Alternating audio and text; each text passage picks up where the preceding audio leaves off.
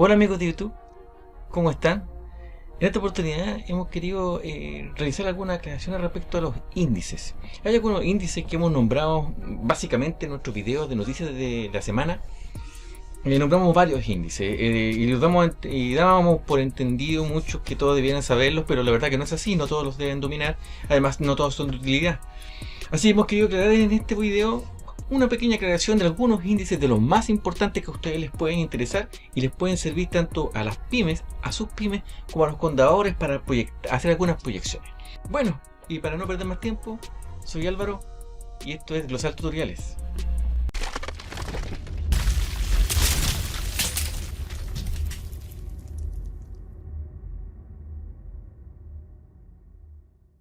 Para empezar, vamos a hablar de uno de los índices que nosotros pensamos que es como importante, pero no es muy informado, que es el IMASEC, que es el índice de actividad económica. Bueno, y la M, pregunta ustedes, bueno, es el índice mensual de actividad económica, IMASEC. Este índice es una estimación que trata de abarcar los distintos sectores de la economía. Y esto está determinado mes a mes, pero comparado con el año anterior. Y trata de abarcar el movimiento de los precios y de las transacciones en un periodo determinado de tiempo. Es muy complicado de medir. Dice relación también con el índice que vamos a ver siguiente, que es el PIB. Pero este índice nos indica cómo se está moviendo cierto sector del mercado. Si está en alza, si está en baja, si es competitivo o no es competitivo. Esos movimientos nos van a indicar esto. Entonces, para las pymes que están recién empezando, que tú tienes un proyecto, ver el IMASEC de cierto sector es bastante interesante. Y como mencionábamos, está el PIB, que es el Producto Interno Bruto, que dice relación con el IMASEC. Va más o menos de la misma línea y por lo tanto tienen las mismas complejidades. El Producto Interno Bruto es un indicador económico que refleja el valor monetario de todos los sectores y todos los bienes y servicios de la economía. Esto está obviamente también medido en detalle, es decir, ahí tiene índices regionales e índices nacionales. Como este producto mide la producción total de un país o la entrega de servicios total de un país, es tan complejo como el IMASEC de hacer.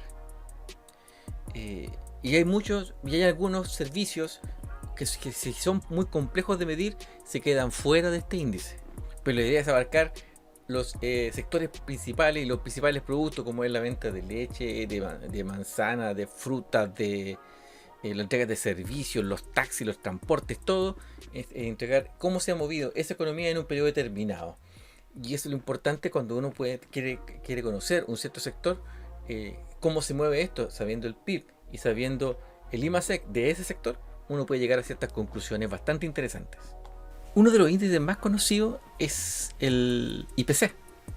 El IPC es el índice de precio al consumidor y mide justamente mes a mes la variación de los precios de una canasta familiar grande y supuestamente que es representativa de los principales productos que consumen los clientes y consumen la población de un país determinado.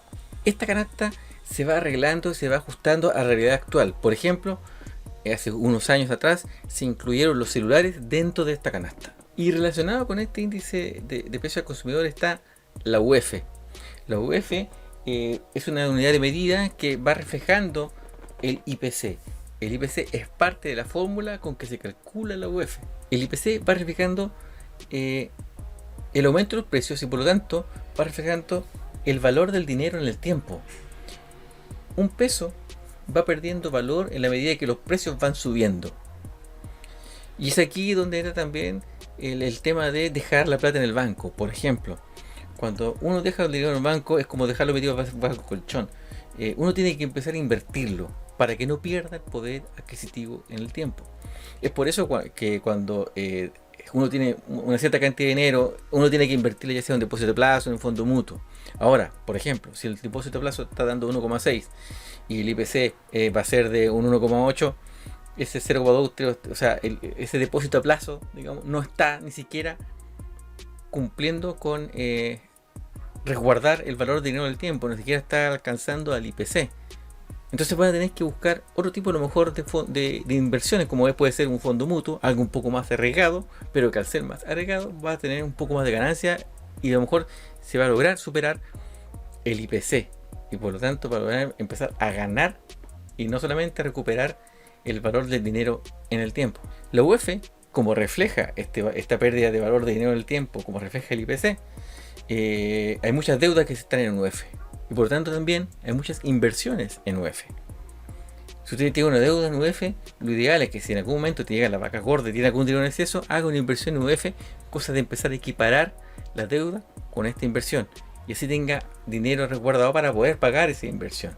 Eso se llaman activos de cobertura. Es un activo que yo uso, en que yo invierto para poder cubrir un pasivo, una deuda que se está moviendo ya sea en dinero extranjero o en una moneda reajustable como es la UF. Como les mencioné, la UF se calcula mediante el IPC. El IPC es parte de la fórmula de la UF, por lo tanto si usted calcula la variación del UF va a estar muy cercana a lo que es la variación del IPC.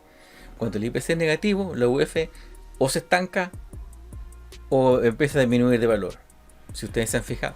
Otro tema importante es el valor del dólar.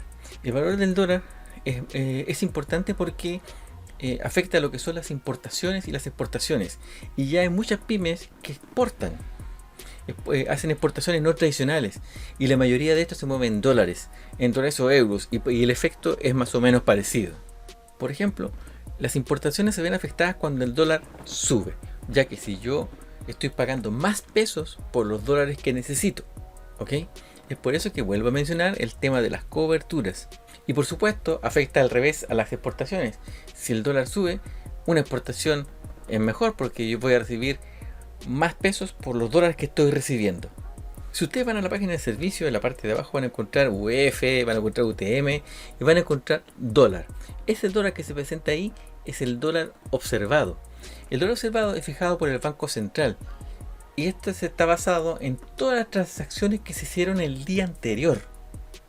¿Ok? Todas las transacciones que se hicieron en dólares, sacan un promedio, lo ponen en una fórmula y sacan el dólar observado, que es el que aparece ahí. Por lo tanto, el dólar observado del día 2 es el reflejo de los movimientos del día 1. Es por eso que para el cierre de año, los contadores tomamos el dólar de los primeros días de enero, que es el que refleja el movimiento del último día de diciembre. Y es el dólar que nosotros usamos para dejar actualizados todos nuestros movimientos en dólares que tenemos en el balance. Otro dólar importante es el dólar aduanero. Con este dólar aduanero se fijan todos los impuestos aduaneros que están reflejados en las transacciones. Y cuando usted hace importaciones, esto es muy importante.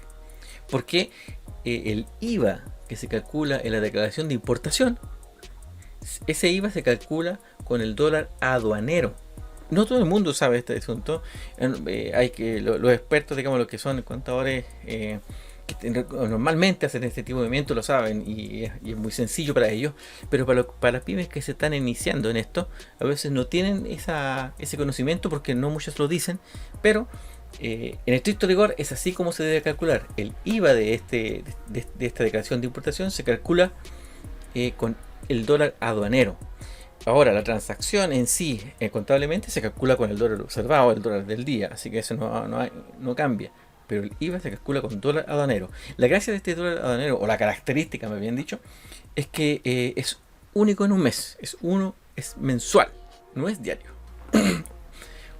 Otro tema que nosotros mostramos en nuestras noticias de la semana es el precio del cobre.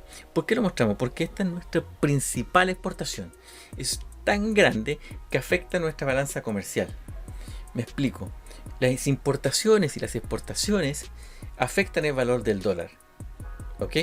Porque si yo tengo gran cantidad de exportación, quiere decir que va a llegar una gran cantidad de dólares. Y cuando hay gran cantidad de dólares en el mercado, el precio tiende a bajar. Cuando hay inyección de dólares en el mercado, como cualquier producto, tiende a bajar. Porque la demanda es satisfecha y sobra producto. Pero al revés, cuando hay mucha importación, el dólar sale mucho, se escasea, lo saco del mercado, empieza a escasear y empieza a subir. Y nuestro cobre es nuestra principal exportación. Y por eso es que cuando el precio del cobre varía, afecta en gran medida las exportaciones. Eso quiere decir, por ejemplo, que si dan menos dólares por el precio del cobre, voy a tener menos dólares circulando en mi economía. Por lo tanto, si el valor del cobre baja, eso que va a tender a la larga o en un mediano plazo que el precio del dólar suba, porque va a haber menos dólares en mi economía. El dólar, si bien hay un tema de que las importaciones son muy fuertes en el país, casi todo es importado.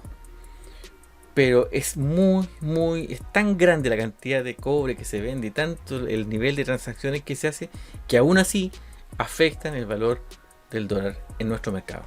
Con todos estos índices, las pymes y los contadores pueden analizar y hacer proyecciones de IPC. Es muy importante hacer las proyecciones de IPC porque el IPC afecta a muchas cosas. Afecta a las deudas, afecta a los PPM, afecta a un montón de cosas. La UTM, por ejemplo, que es el unidad tributaria mensual, es solo para el pago de impuestos, digamos. Y ese es el valor que está. Y se fijan en algunas cosas, en algunos topes se fijan en UTM, pero para de contar. En cambio, la UEF tiene muchos temas, tiene hartas cosas que son afectadas por ello, las deudas, la pérdida adquisitiva, etcétera, etcétera, etcétera, que uno puede hacer ciertas proyecciones hacia adelante y para ver si es necesario o no tomar algún activo de cobertura, que fue lo que mencionamos anteriormente. Todos estos índices nosotros los solemos dar en las noticias de la semana para que ustedes estén al tanto de esto y podemos comentar. Muchas gracias por acompañarnos, muchas gracias por escucharnos. Le solicitamos que, por favor, si tienen algunas ideas, algunas inquietudes, las hagan saber. Ya nos han llegado algunas, así que tenemos algunos videos preparados. Hagan sus comentarios, denle un me gusta, suscríbanse al canal. Hay muchos que nos hacen consultas y no están suscritos. Nosotros le damos prioridad a nuestros suscriptores. También, por supuesto, a nuestros miembros, nuestros queridos miembros. Un saludo muy grande. Muy pronto va a venir un video exclusivo para ustedes. Por lo pronto, nos vemos el 28 de octubre en un directo para todo el mundo, para quien quiera conectarse. Vamos a hacer muchos comentarios, voy a resolver algunas de sus preguntas, las consultas que ustedes tengan las pueden hacer ahí. Voy a tocar algunos temas que han quedado pendientes, así que va a estar bien entretenido. Va a ser más o menos de una hora ese directo a las 20 horas el día 28 de octubre. Cuídense. Se está liberando las cuarentenas, pero tómenselo con calma, no queremos que nadie se enferme. Un abrazo muy grande y nos vemos en el próximo video. Chao, chao, que estén bien.